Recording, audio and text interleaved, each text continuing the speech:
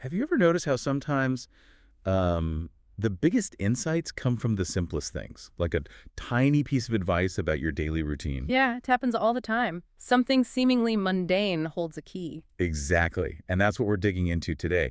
There's this ancient text, the Kīṭāgirisuttaṃ from the Majjhima Nikaya. Right. Very old, but the wisdom in it feels surprisingly modern. It really does. It touches on well-being, personal growth, things we think about right now. And our goal here, is to kind of peel back the layers of this specific sutta. Starting with what looks like just a basic rule. Precisely. A disciplinary rule that spirals out into these really profound ideas about, well, self-mastery and how we actually transform. So it's not just dusty old texts. Not at all. It's about timeless principles, things you can actually use for your own well-being, your own path. Okay, let's get into it. It starts with the Bhagavat, the Buddha, right? Yeah. He gives this instruction to his monks. A very straightforward one, it seems. Yeah, he basically says, look, I don't eat at night. Or rather, he avoids eating at improper times, specifically referencing not eating at night. Anyatreva rati bhojana is the phrase. Right. And he says, doing this brings benefits, like less illness, less affliction, lightness, strength, and comfortable living. Apabatatanyaka, patakatanyaka, lahuyanyaka, balanyaka, fasaviharanya. All good things. Seems simple enough, doesn't it? A clear instruction, clear benefits listed right there. So you think, what could possibly go wrong? Well, that's where it gets interesting. Because things did go wrong. Or at least not everyone was on board. Exactly. Enter two monks, Assaji and Punabbasu, over in Kīṭāgiri. And they weren't fans of this rule. Not at all. They flat out refused. Stubbornly, the text implies, they were like, nope, not doing it. Why? What was their argument? It was pretty direct. They said, hey, we already eat whenever, evening, morning, during the day, improper times, vikale, as the text puts it. And, they claimed, we feel great. We have less illness, less affliction, lightness, strength, comfortable living, all the things you mentioned. Wow. So they felt they were getting the same results without following the rule. Exactly. And their challenge was blunt. Why should we give up what we can see and feel right now? Sadhiheke. They're directly visible. Yes. For something that's promised for later. Kalika. Why trade immediate felt benefits for some future promise? That's a pretty fundamental challenge, isn't it? Experience versus, well, authority or deeper principle. It really is. And it sets up this crucial teaching moment. It's not just disobedience. So how does the Buddha handle it? Does he just tell them off? No, and that's the brilliance of it. He doesn't just double down on the rule. He uses their resistance to pivot. Pivot how? He shifts the whole conversation. He asks them essentially, look, when I taught about feelings, pleasure, pain, neutral sensations, did I ever say that any specific type of feeling always leads to good outcomes? Okay, so he's going deeper than just the eating rule itself. Way deeper. He's pushing them to think about the consequences of their experiences, not just the immediate feeling, but how does that feeling, that action, impact their inner state? Meaning their wholesome and unwholesome states. Exactly. Akusala Dhamma, the unwholesome states, like greed, aversion, delusion, and Kusala Dhamma, the wholesome ones, like generosity, kindness, wisdom. That's the real core of it then. It's not the eating time per se, but what indulging at that time does to your mind. Precisely. He's saying you need to investigate. Does this pleasant feeling you get from eating whenever actually lead to an increase in wholesome states and a decrease in unwholesome ones?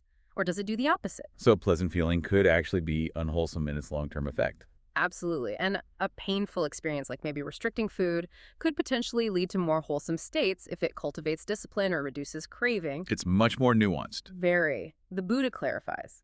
He only advises abandoning things, actions, experiences, feelings that cause unwholesome states to grow and wholesome states to shrink. And cultivating the opposite. Right. Cultivate what makes the good stuff grow and the bad stuff wither. And crucially, he says he knows this not from theory, but from direct experience. He uses that phrase, doesn't he? Known, seen, understood. Known, seen, understood, directly experienced, touched by wisdom. He's lived it.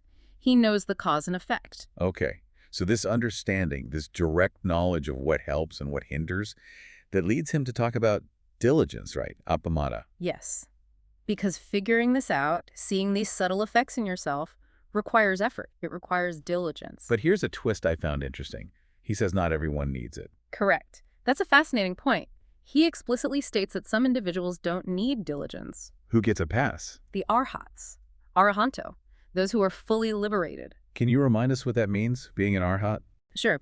They're described as having destroyed all defilements, having done what had to be done, laid down the burden of existence, reached the ultimate goal, ended the fetters binding them to rebirth. They're fully liberated through final knowledge. So they're done. They've crossed the finish line.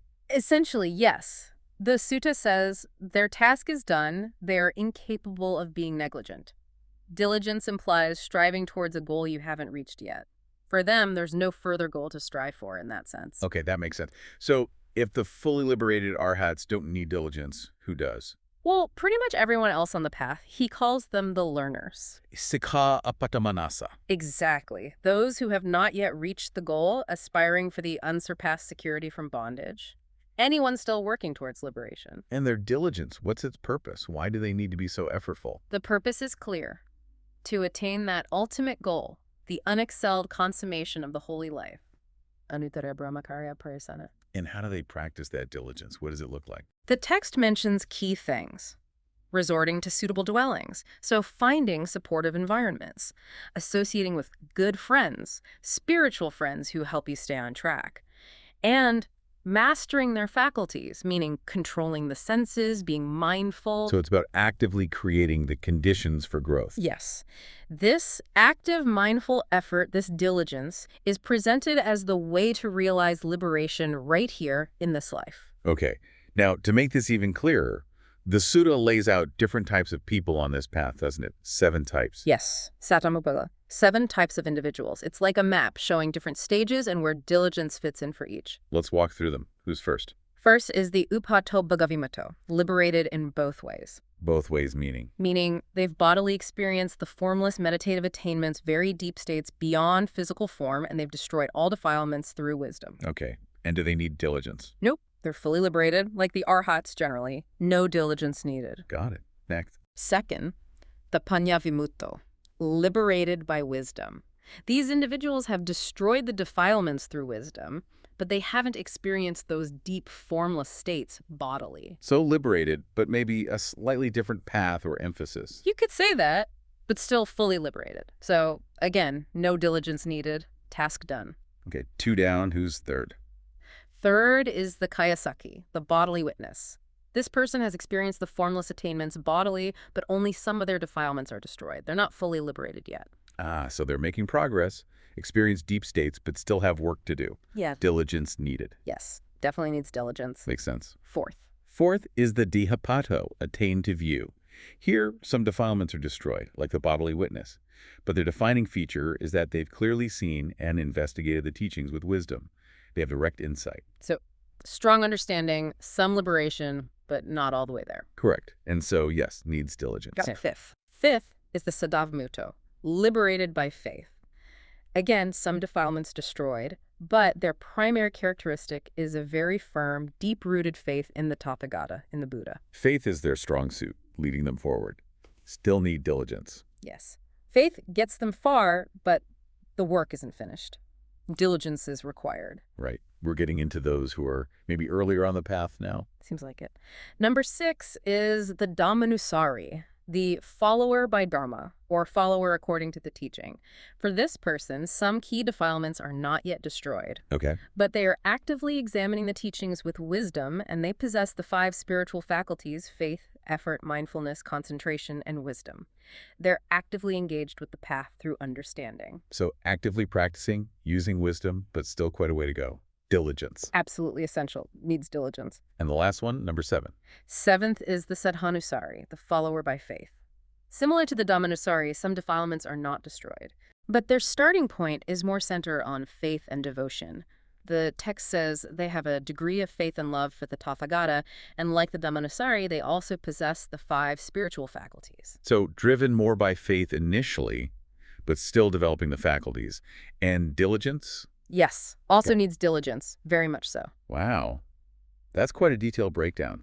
What really stands out is how, well, gradual it all sounds. Most of these types need diligence. There's no magic bullet here. Exactly, and the Buddha says this explicitly. He states he doesn't teach liberation from the very beginning.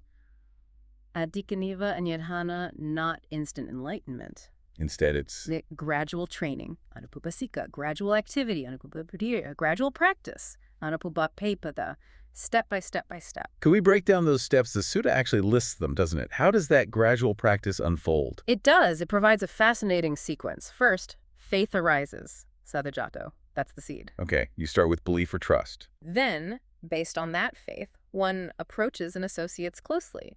Upasakamati pairupasati. You seek out the teachings, the teacher. You get involved. Right. Then you lend ear, so that urahari, you actually pay attention. And then you listen to the Dhamma, Sutta. Listening leads to. Remembering, you remember that Dharde, but just remembering isn't enough. No. No. Then you have to examine the meaning of the remembered Dhamma, ata upaparikari. You reflect on it, ponder it. Okay, really thinking it through. And through that examination, if it resonates, the teachings are accepted by wisdom, tamanyuj ekamanti.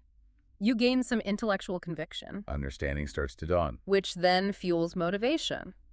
Desire arises, Chandajayati, the desire to actually put it into practice. So the wish to act comes from understanding. Seems so. Then, with that desire, one exerts oneself, Jazhati. You start making an effort. Effort leads to. Deeper consideration. One weighs or considers the teaching, tueti, maybe comparing, evaluating in light of one's own experience. And then Then comes sustained effort. One strives, padahati, really commits to the practice. and the culmination of all this striving. The final step, one realizes the ultimate truth bodily and penetrates it with wisdom, direct, personal, transformative experience. That's quite a progression. From just hearing something to embodying the truth. It maps out the whole journey. You know, listening to that sequence and thinking back to the diligence needed, it makes this final description of commitment in the Sutta even more powerful. Ah, yes, that incredibly strong statement of resolve. It's really something.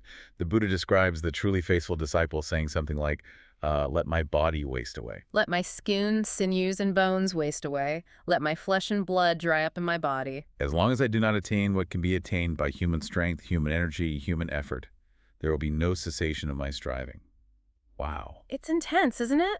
That's the level of dedication and vision for someone truly on the path. And for that kind of fierce, unwavering effort, what's the expected outcome? The sutta says one of two fruits can be expected for such a person. Which are? Either complete liberation, Anya, in this very life, or, if not full liberation, then the state of a non-returner, Anagamita. Meaning they won't be reborn in the human realm or lower realms again. Yep. Right. They're guaranteed eventual liberation. Exactly. So even if full enlightenment isn't reached in this life, that level of effort guarantees profound, irreversible progress. So just to recap, we went from this seemingly simple rule about not eating at night. Which some monks totally rejected based on their own feelings. Right, which then opened up this huge teaching about really looking at all our experiences, pleasant, painful, neutral, and asking, do they grow the good stuff or the bad stuff inside us? The wholesome or the unwholesome states. That discernment is key. And that discernment requires diligence, serious effort for almost everyone still on the path. For the learners, yes. Not the finished arhats, but everyone else. And we saw those 7 types of learners, showing it's a gradual path. A very gradual path, with clear steps laid out from faith to listening, examining, desiring, striving. All the way to that ultimate realization, fueled by that incredible commitment. It really shows how a simple rule can unpack into the entire spiritual journey. It really does. The core challenge from the sutta, I think, is for us to look past just the surface rules or habits in our own lives. And ask that deeper question. Yeah.